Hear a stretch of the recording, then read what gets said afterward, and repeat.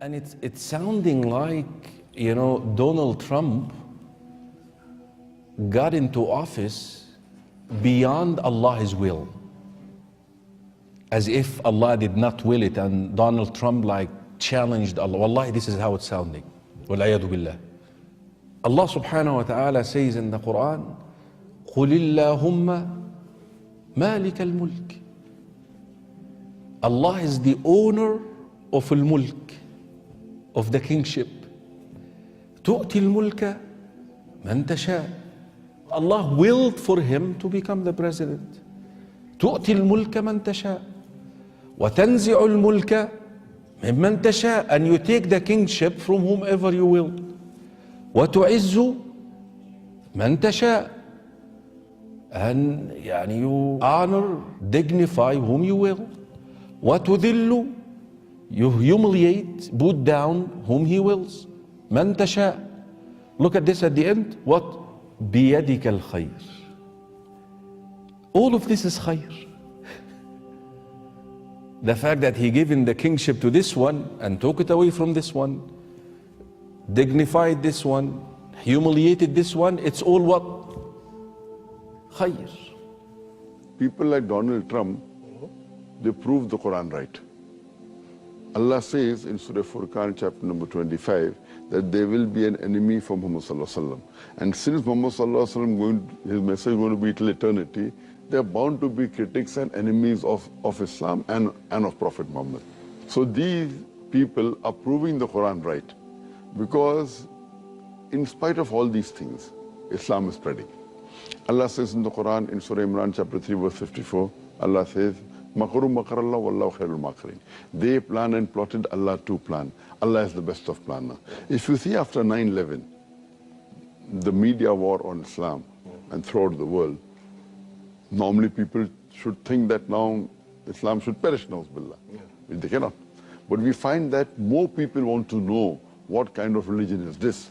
And we find that in USA alone, in a span of about 9 months after 9/11, 34,000 Americans accepted Islam. In Europe alone, in a span of 10 months after 9/11, more than 20,000 Europeans accepted Islam. So more they are trying to attack Islam, more Islam is spreading.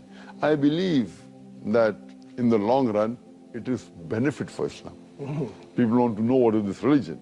And whenever people attack Islam, you find that in the long run, it benefits Islam. And I told you the story before, and I have to tell it to you just to restore that belief in al-Qadr. You know that king who had a minister? A king and a minister. The minister is the type who believes in al-Qadr. قضاء الله وقدره.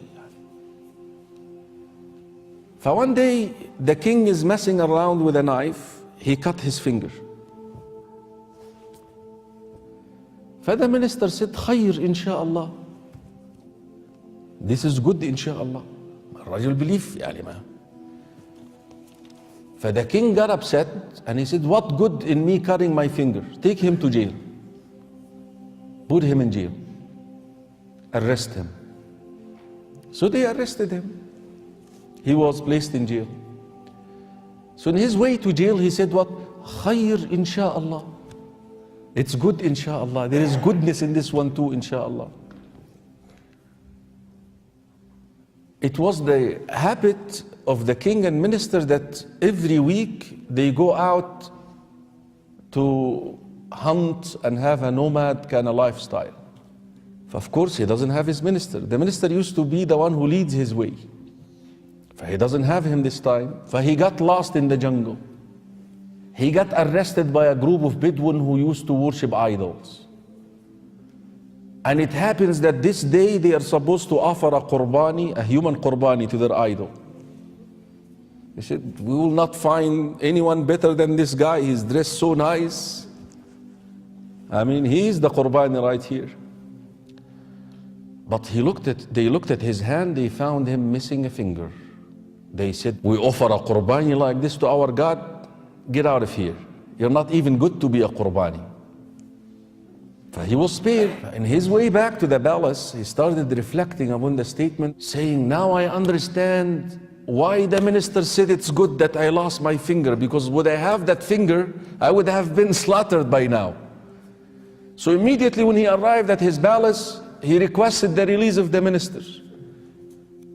He said, listen, I understood why you said khair, but what is good in you going to jail? He said, would I have been with you on that journey, I would have been the qurbani. So it's all good. This is the style of Iman. This is, ya ikhwa, the asset of faith. This is what faith provides for a believer that no one else can give.